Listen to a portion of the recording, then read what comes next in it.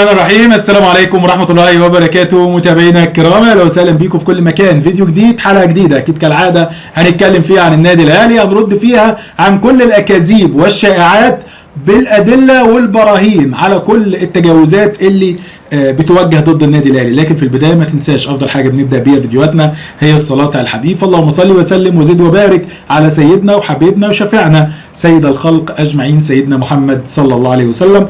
خش على طول على اولى فقراتنا مع هيما سعيد، كابتن ابراهيم سعيد الراجل المحترم اللي دايما بيتكلم كلمه الحق. ابراهيم سعيد اللي اتكلم عن باتريس كارتيرون وتشكيلاته الأخيرة ومبارياته الأخيرة مع نادي الزمالك، وقال إن كارتيرون في تشكيلاته الأخيرة في آخر المباريات سواء كان أمام سيراميكا حتى أمام ولاد العم الإسماعيلي، قال إن كل التشكيلات كانت غريبة جدا، وتقريبا كده الراجل عايز يمشي من الزمالك. تشكيلات غريبة كل مباراة ملهاش علاقة بالمنافسة على بطولة الدوري. اعتقد ان كلام ابراهيم سعيد في جزء كبير من الصحة، والحقيقة ان كارتيرون ما بقاش مركز مع نادي الزمالك. كارتيرون يخشى ويهاب الموقف القادم والتصادم مع الإدارة العائدة لإدارة نادي الزمالك. عايز أقول لك كمان إن كابتن أيمن عبد العزيز واحد من أبناء الزمالك ورموز أيضا ونجوم نادي الزمالك في فترة من الفترات اتكلم على كارثة ومصيبة داخل نادي الزمالك. قال لك هو مين المجنون اللي عمل عقد محمد صبحي ومصطفى محمد؟ اللي عمل عقد مصطفى محمد ومحمد صبحي ده لازم يتحاكم ويقدم للمحاكمة والمحاسبة. قال لك ازاي لاعب زي مصطفى محمد تبيعه بالثمن البخس ده وبالشكل ده، انك حطيت رقبتك تحت ايدين جالاتا سراي، ان جالاتا سراي من حقه يفعل البند الشراء النهائي قبل شهر ديسمبر القادم، يعني فاضل له شهر، وكمان ما يدفعش ليك الفلوس قبل 6 شهور، يعني هيستنى لحد شهر 6 القادم عشان يدفع لك ال4 مليون دولار، في حين ان هو ممكن يكون كان باع مصطفى محمد واستفاد بالفلوس وانت لسه تستنى مدة 6 شهور لحد ما يقدر يدفع لك الفلوس. كلام محترم من أيمن عبد العزيز، ولا بد أن يكون هناك محاسبة ومحاكمة للمسؤول اللي عمل العقود بتاعه مصطفى محمد ومحمد صبحي. عايز اتكلم كمان الاخ سيف زاهر سايب الاهلي واداء الاهلي والمتعه اللي بتقدم مع بيتسو موسيماني في اخر المباريات والانتصارات بالثلاثه وبالاربعه وبالخمسه، وسايب المشاكل والازمات اللي في النادي المنافس، وسايب هروب بن شرقي، وان بن شرقي ساب التدريبات ومشي ومرضيش يلعب الماتش الاخير امام سيراميكا، وساب الفضيحه التحكيميه، ساب كل ده سيف زاهر ومسك في حاجه واحده بس.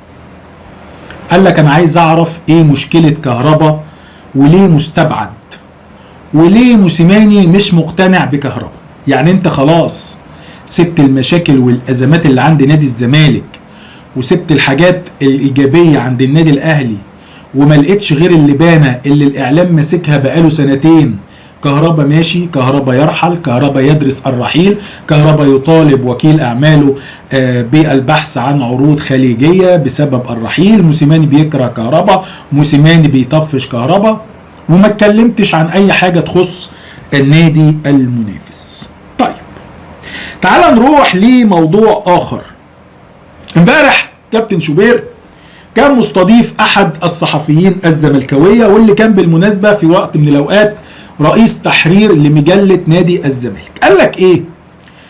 قال له كابتن شوبير انا يعني فرجاني ساسي سامع كده ان في ازمه معاه مع الدحيل، وفي كلام انه ممكن يرجع لنادي الزمالك، هل ده ممكن يحصل؟ هو الزمالك وجمهور الزمالك واداره الزمالك ممكن يقبلوا على نفسهم ان بعد اللي حصل ده كله عشان يجددوا لساسي وحملة أبيع لباسي والست ام حلق والناس دي كلها، ممكن الزمالك يقبل على كرامته اللي بين قوسين دي، ممكن يقبلوا على كرامتهم كده؟ قال لك ايوه طبعا. ايه يعني ازاي؟ قال له لا، ما هو اسهل حاجه انك تضحك على جمهور الزمالك، يعني تطلع تقول لهم كلمتين حلوين زي ما اديك عمل، وقبل كده باتشيكو عمل، وقبل كده مش عارف مين عمل، هيرجع يقول لك كلمتين انا كنت مجروح رومانسيا وكان في حب عمري كان سايبني وهاجرني، فما كنتش داري انا بعمل ايه، وانا قلت لكم قبل كده ان ابني 100 عقبه جزيره العرب. طبعا الناس هتصدق وهتجري جري وتقول لك حبيبنا يا ساسي عشانك هنبيع لباسي. تمام.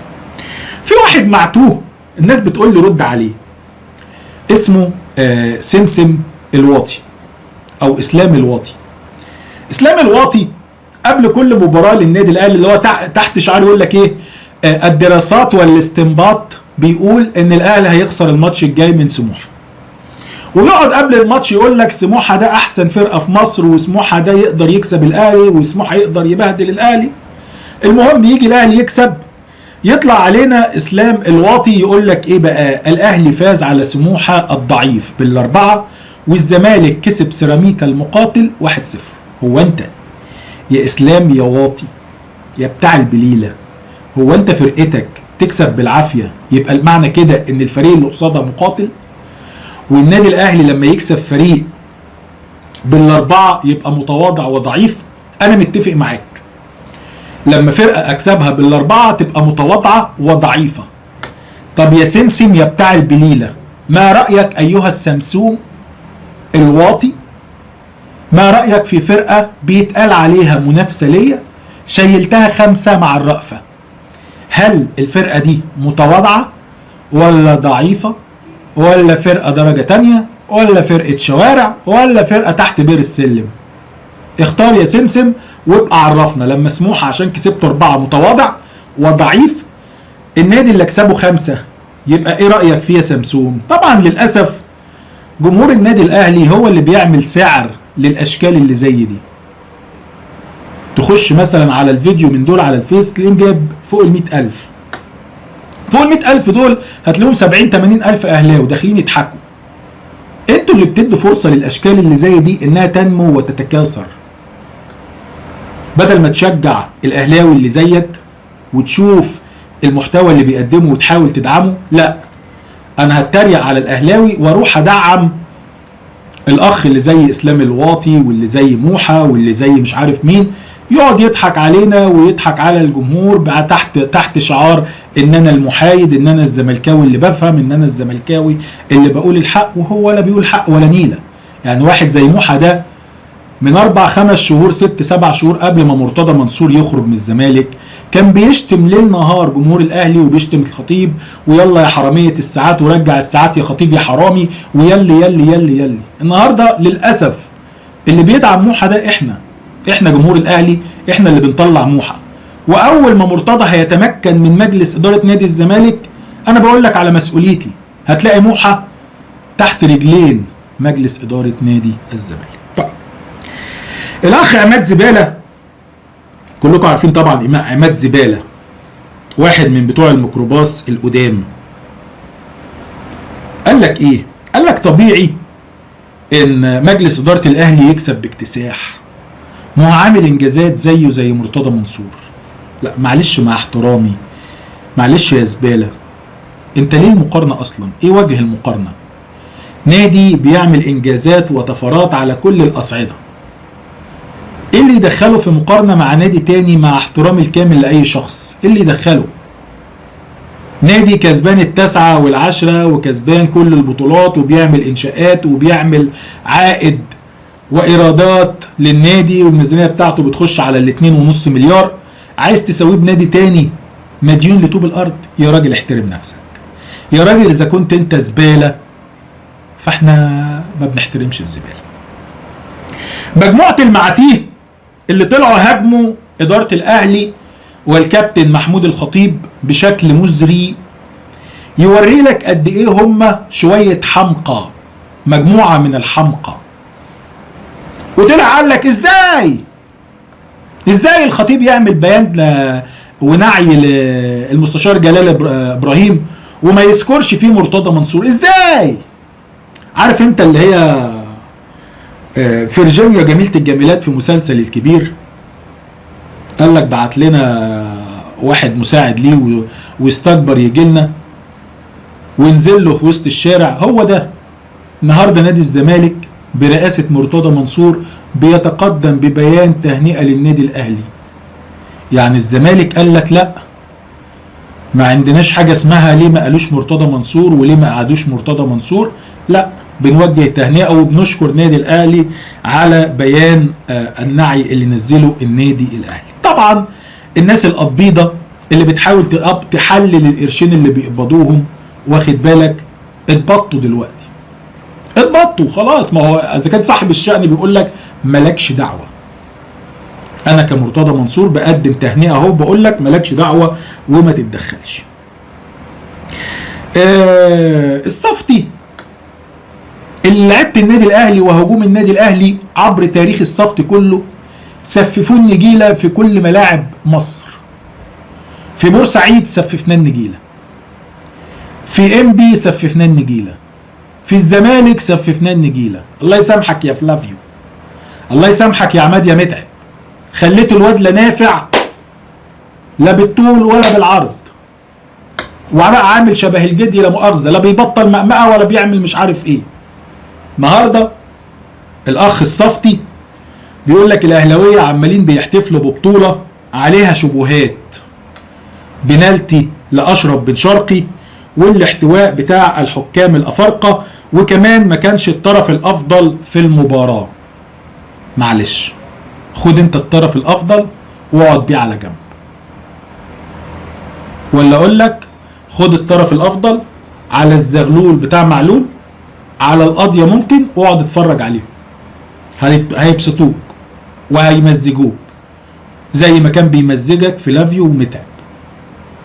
الظاهر ان من كتر ما كان نجيلة الملاعب المصرية اصبح زيه كتفكير وكعقلية البهائم.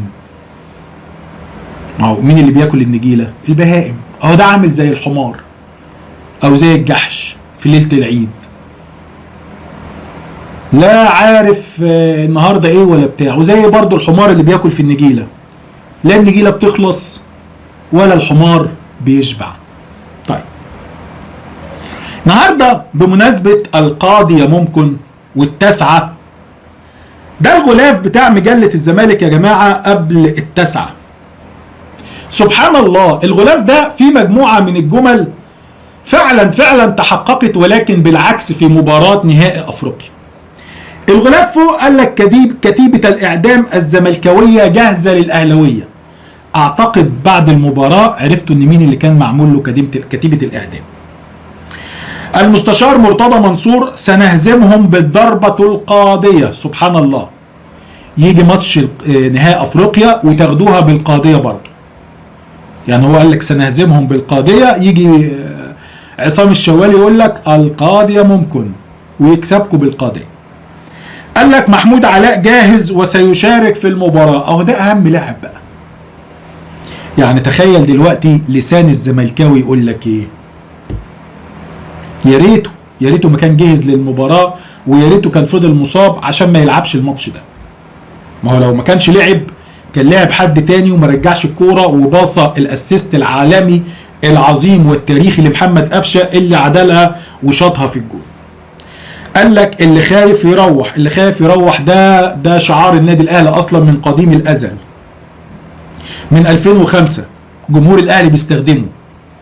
فرقة بركات ابو تريكة وفلافيو متعب، المجموعة دي كان جمهور الاهلي دايما في ماتشات الاهلي والزمالك بالتحديد، لان في الفترة دي كنا بنكسب 4 و5 و3، فكان تحت شعار دايما اللي خايف يروح، الاهلي جاي يتطوح. خدوه وحطوه على المجال. ماشي يا سيدي، قال لك هزمناهم سوبر ومحلي واللي جاي افريقي، وانتوا خدتوه في الزغلول. خالد الغندور اللي لسه ما زال عايش على فكرة وامل انه ينهي موضوع القضية دي، برضو حاجة لخالد الغندور سابقا. قال لك ايه بقى؟ الدوري زملكاوي والقضية خلصت. يا خالد يا غندور، عمر القضية ما تخلص، عمر القضية ما تخلص. ده النهاردة الاتحاد الدولي والاتحاد الافريقي يا خلودة يا حبيب قلبي يا بندق يا جميل، النهارده الاتحادين الافريقي والفيفا بيهنوا النادي الاهلي وبيحتفلوا مع النادي الاهلي بالذكرى الاولى. هو انت فكرك يا خالد يا غندور جمهور الاهلي ممكن ينسى؟ لا والله ما عمرنا ننسى. لو كنا نسينا ال6-1 كنا نسينا القضية. شوف ال6-1 من سنة كام لحد النهارده ما زال جمهور النادي الاهلي يتذكر اهداف ال6-1. هدف هتاف، تعليق المعلق مدحت شلبي في المباراة في كل هدف. فعندك جمهور منسيش ده، هينسى اهم بطولة واغلى بطولة على الاطلاق؟ اعتقد يا خالد يا غندور انت واهم. خالد الغندور انت واهم. طيب النهارده في كلام بيتداول بقوة، واذا صح هذا الكلام فنحن امام كارثة وفضيحة تهز بطولة الدوري. ويا ريت تلغوا الكورة بدل القرف والعكة اللي احنا بنشوفها، او ادوا الدوري لنادي الزمالك، ما فيهاش حاجة. الاهلاوي اللي بيتفرج عليا هيحصل حاجة لو ادوا البطولة للزمالك؟ ما فيهاش حاجة. لكن بلاش نبقى عايشين في اللعبة القذرة، اللعبة الخبيثة. النهارده الكلام على ان حكام الفار اعترفوا في مباراة الزمالك وسيراميكا انهم ما احتسبوش ضربة الجزاء في ماتش سيراميكا بسبب ان مسك الفانيلا لم يتسبب في اعاقة اللاعب او منعه من التحكم في الكورة، وهو اللي خلاهم عدم استدعاء حكم المباراة للفار. قال لك طالما ما وقعش ولسه فيه الروح وبيفرفر كده خلاص دي مش ضربة جزاء. في اقوال تانية بتقول ان هم ندهوا على الحكم وقالوا له تعالى شوف الحالة دي لان في اشتباه ضربة جزاء وفي شد واعاقة. حكم المباراة هو اللي رفض. في كلتا الحالتين سواء كان حكام الفار رفضوا يستدعوه او حكام الفار استدعوا الحكم والحكم هو اللي رفض وهيتم عقوبته بالايقاف. بالمناسبة عايز اقول لك نحن امام منظومة توجه بطولة الدوري مرة اخرى، وعلى ادارة النادي الاهلي بعد حسم الانتخابات، على ادارة النادي الاهلي انها تصحصح وتفوق للي بيحصل في الكورة. سكتنا على الدوري السنة اللي فاتت وقلنا مش مشكلة، احنا كسبنا افريقيا مرتين، خلي الجمهور تفرح شوية وخلي الزملكاوية يفرحوا شوية. لكن اللي بيحصل ده عيب وقلة ادب، لان النهاردة بعد الاعترافات دي لابد من اعادة مباراة الزمالك وسيراميكا كيلوباترا. خلصت اخبارنا، ما خلصتش حكايتنا. استنى كل ارائكم وتعليقاتكم. شكرا ليكم، سلام عليكم.